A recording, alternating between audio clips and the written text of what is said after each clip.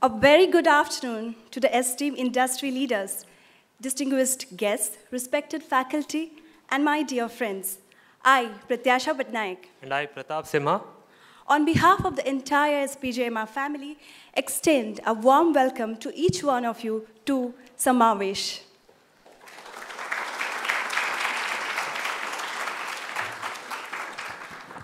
Samavesh is an annual conclave organized by the students of postgraduate program in management at SPJIMR.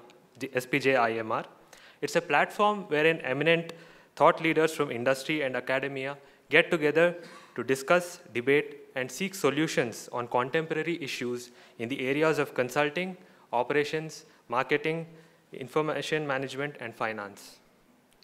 We would now like to felicitate the distinguished guests and the panelists.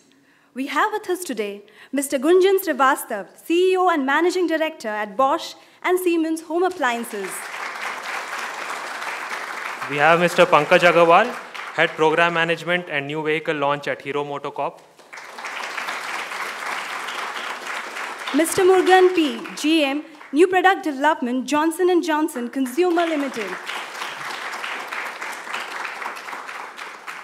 We have Mr. Anand Pandey, founder of Apna Media.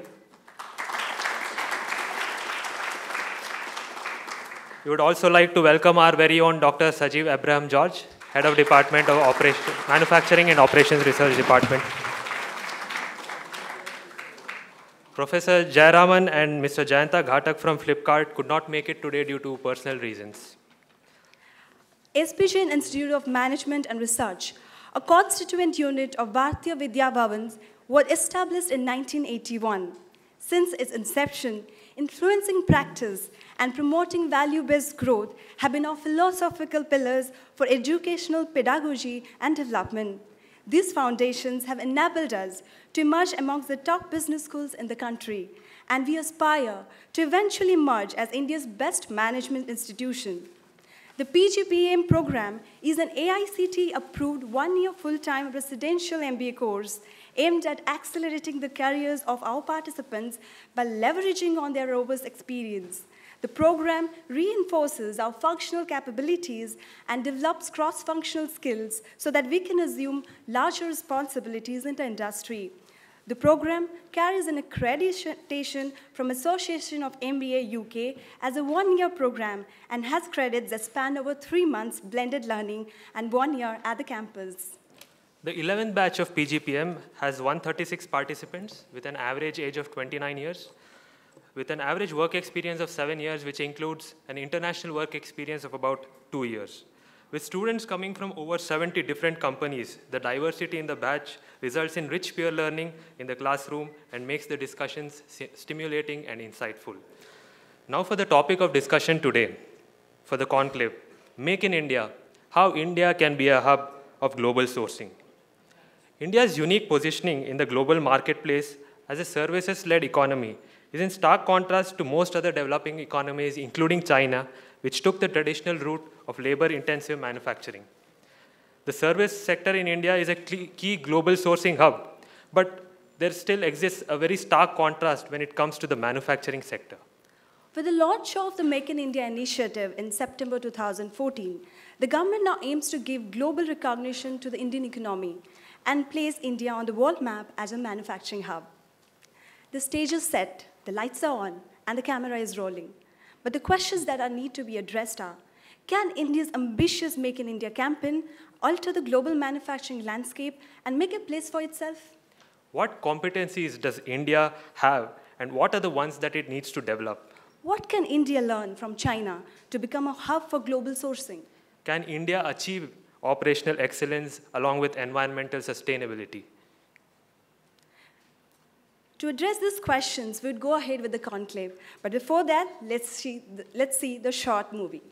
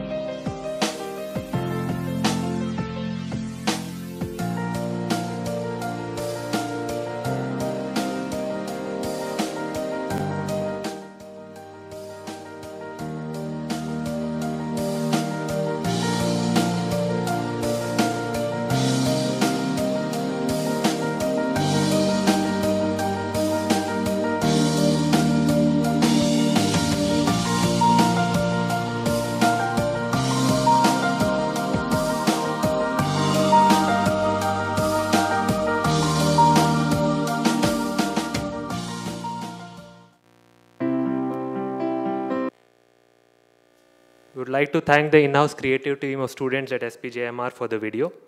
Can we have a round of applause? Today's agenda is to start off with expert speak, and then it will be followed by panel discussion and question answer session post tea break. To set the context first, we'd like to invite on stage our very own Dr. Sajeev George. He's heading the Manufacturing and Operations Management Department at SPJIMR. Dr. Sajeev Abraham George did his BTech in Mechanical Engineering and MTech in Industrial Engineering from NIT Kozhikode. He has an expertise in supply chain management and has to his credit a PhD in Industrial Engineering and Operations Research from IIT Bombay. He has more than 20 years of academic and research experience and has published papers in major international journals. May we now request Dr. Sajeev George to address the gathering.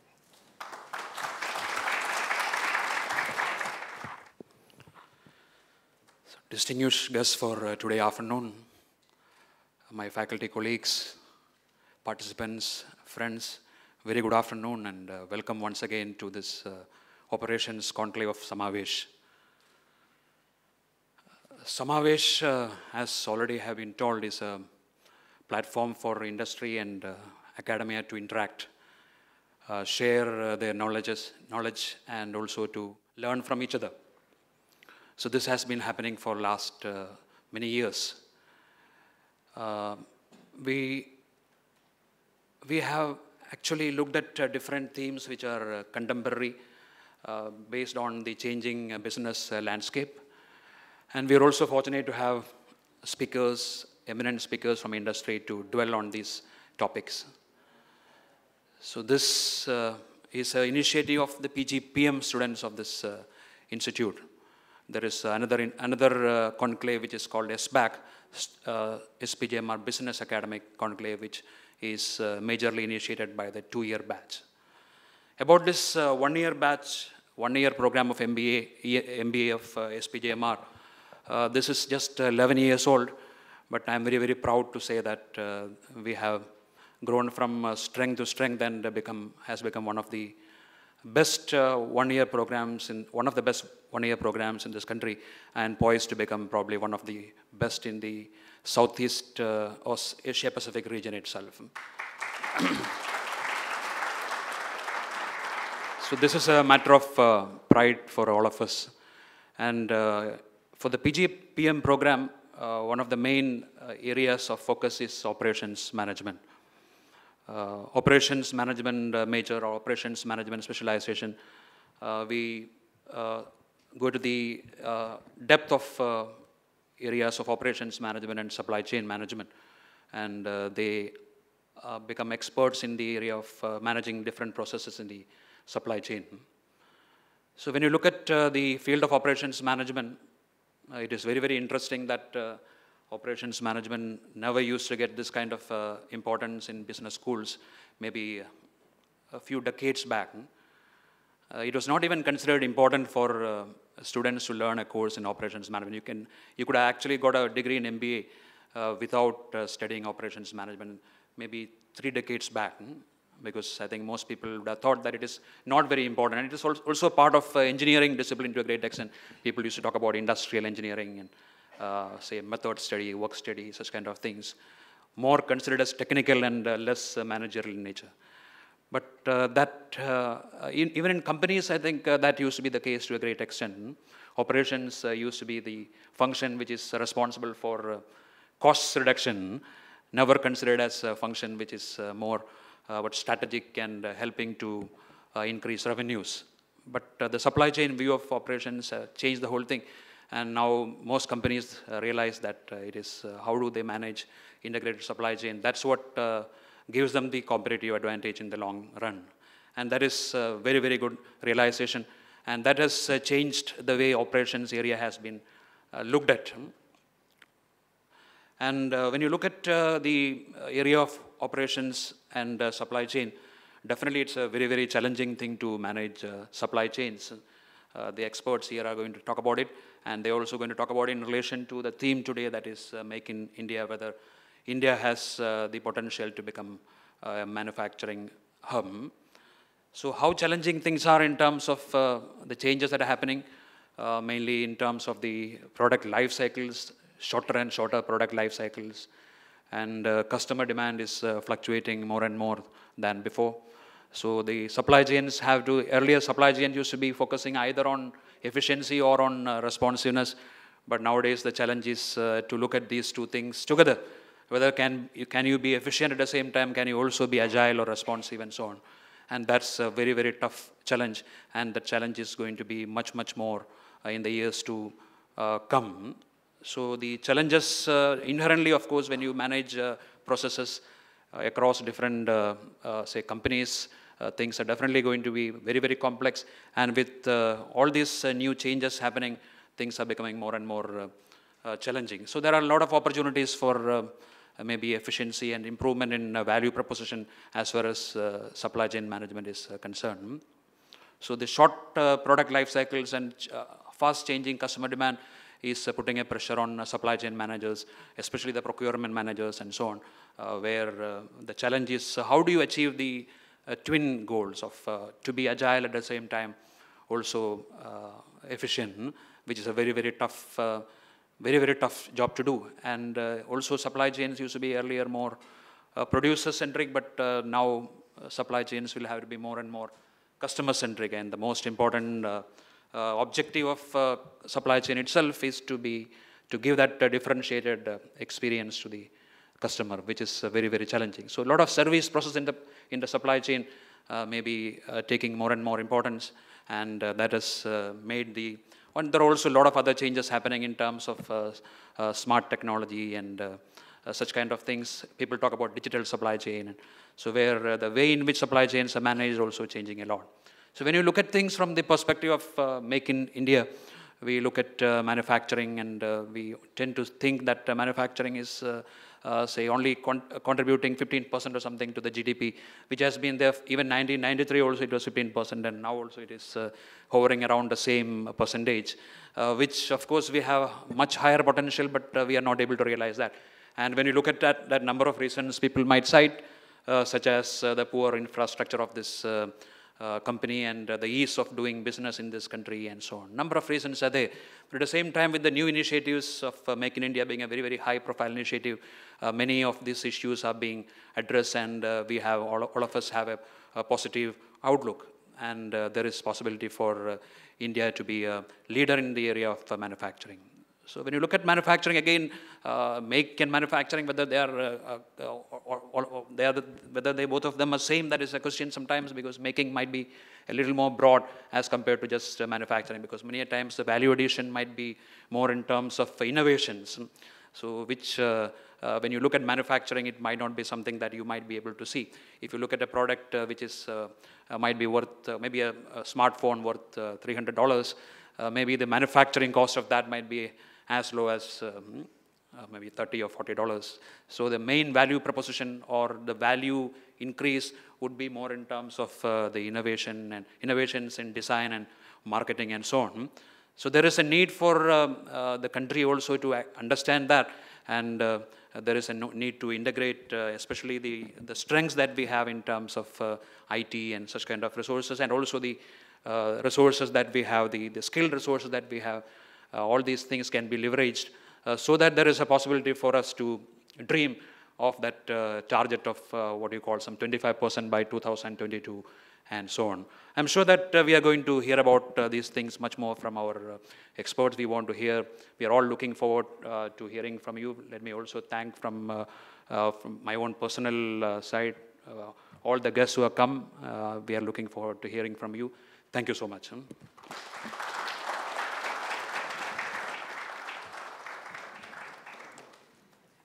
We thank you, sir, for all your support for this event. It's always been a pleasure to hear from you, sir. It's now time to introduce the first speaker of this afternoon, Mr. Gunjan Srivastav. Mr. Gunjan Srivastav is currently working as MD and CEO at Bosch & Siemens Home Appliances, India and South Asia markets since June 14. Earlier, he was MD at Sennheiser Electronics India, Best of Gurgaon. He has had more than 22 years of experience in consumer durables, consumer electronics, and FMCG industries in different sales, marketing, and business leadership roles. He has worked in different locations, both in India and abroad. He has the experience of creating new categories and launching international brands in India. He has also been involved in transformational roles outside India, leading post-merger integration of Philips Consumer Electronics and Philips Domestic Appliances for the growth cluster countries, and has also been the project leader for the Global Marketing Transformation Project in Philips Consumer Lifestyle. He is a mechanical engineer from IIT BHU Varanasi and MBA from IIM Ahmedabad. Sir, we now request you to please share your thoughts. Thank you. Good afternoon, everyone. First of all, I would like to thank you and thank Samavesh for extending an invite to me to come here and participate in this. I would not say it is a new topic, but it is a very topical topic. Yeah? And something which we are all very interested in, not just in the businesses and industries we are working in, but also as Indians, because we know that this has huge potential of transforming India in the coming years and decades. Before I go into some of the things which I'd like to share initially, okay, I just want to start with one perspective. Make in India has broadly two dimensions. Okay? Firstly, as a country, Make in India definitely means something for the country, as Professor said. Okay? There is a certain ambition we have as a country which will result in, obviously dividends in terms of growth and jobs and stuff like that. But that is one dimension. But more importantly, when we are in our own companies and businesses, the other critical dimension is, what does it mean for me? What does it mean for us in the company we are in? Okay? Because Make in India is therefore not a new topic. We have been making in India for decades, centuries. Okay? We have been manufacturing. It's not that we have not been manufacturing. And now we just want to make it more concentrated. We want to accelerate. We want to do more, right? So, but it has to make sense. If I'm working in BSH India and I have a strategy of success, Make in India must mean something which would drive my strategy forward. If it does not, then it has a different meaning for me. So I think we need to keep those two perspectives and do not try to mix always the two.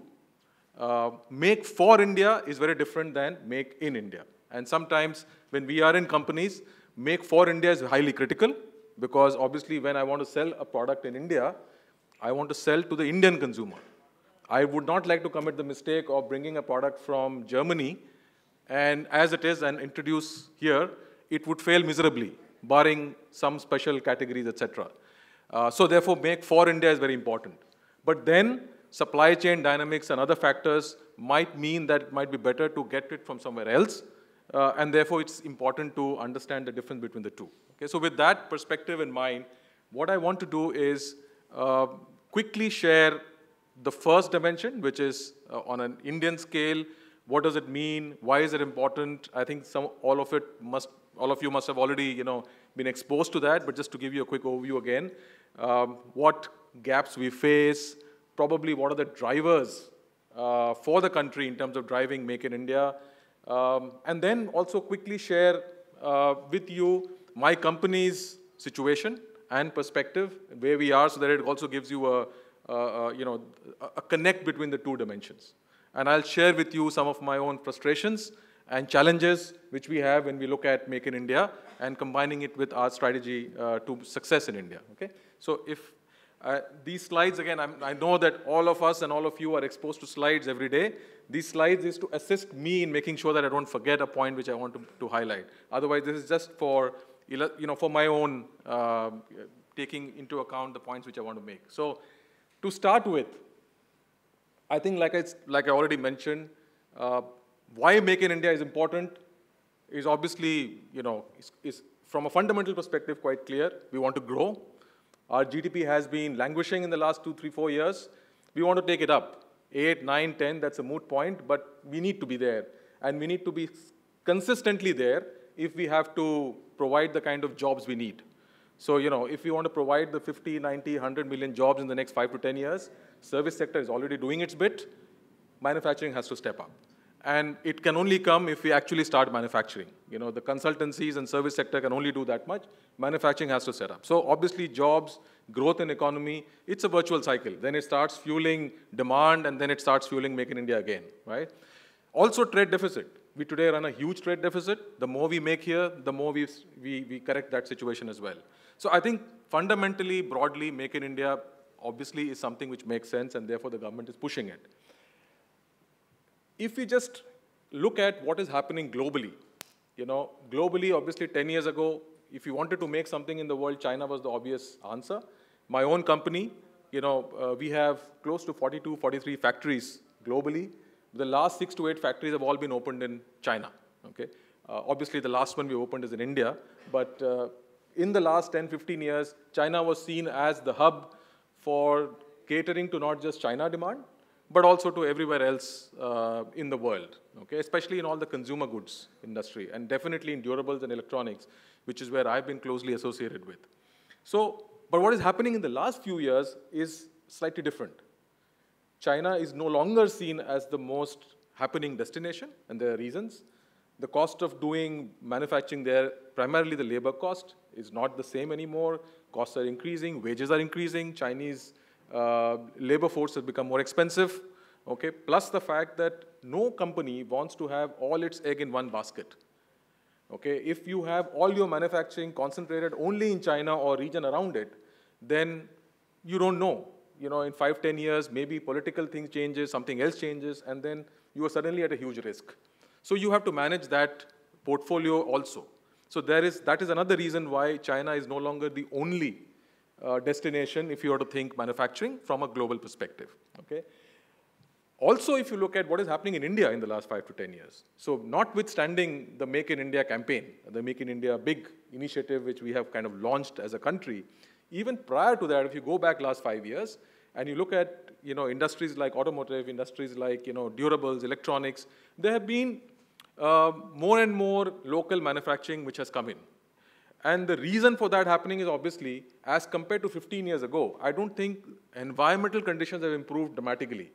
I think the primary reason is that the demand, local demand, is reaching scale in some categories. I would still say some categories. As soon as your local demand reaches a scale which justifies making in India, we start manufacturing in India. It still does not justify for many categories, especially in value and value-added and more premium segments, where because of lower incomes, our total demand is still not at the level at what it should be, and therefore it doesn't still justify putting up a factory primarily for catering to local demand.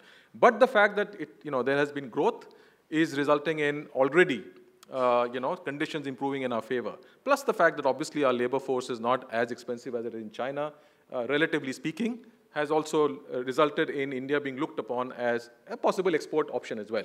Not just for local demand, but also for your Southeast Asian countries, Asia Pacific, maybe even Middle East, etc.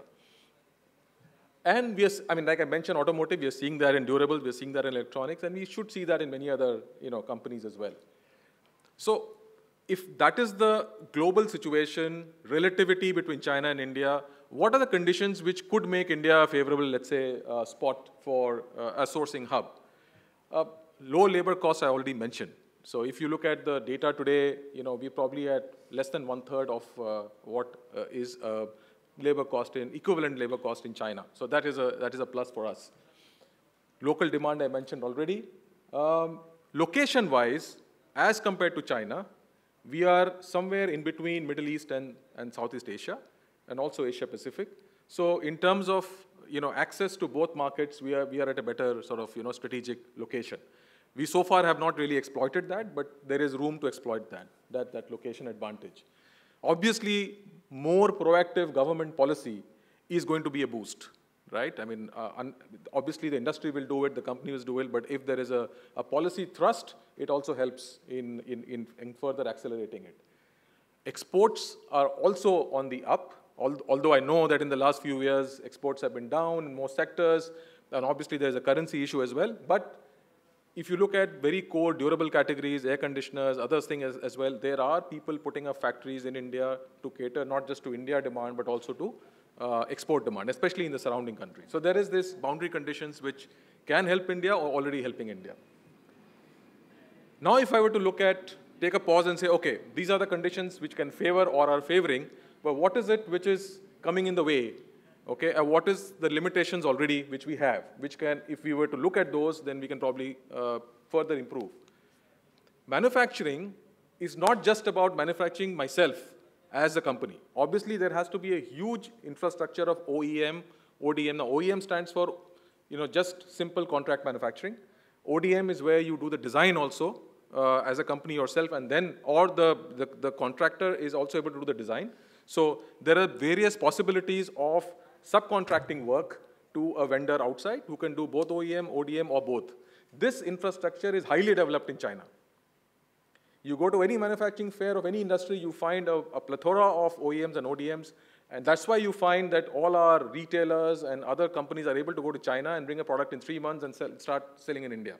That's not possible to do that from India now, because we don't have that network and infrastructure of OEMs, ODMs still available. There are good ones, we deal with them, but that huge umbrella of people who exist in China, we still don't have. So that is definitely one area where we could do much better in the coming years. And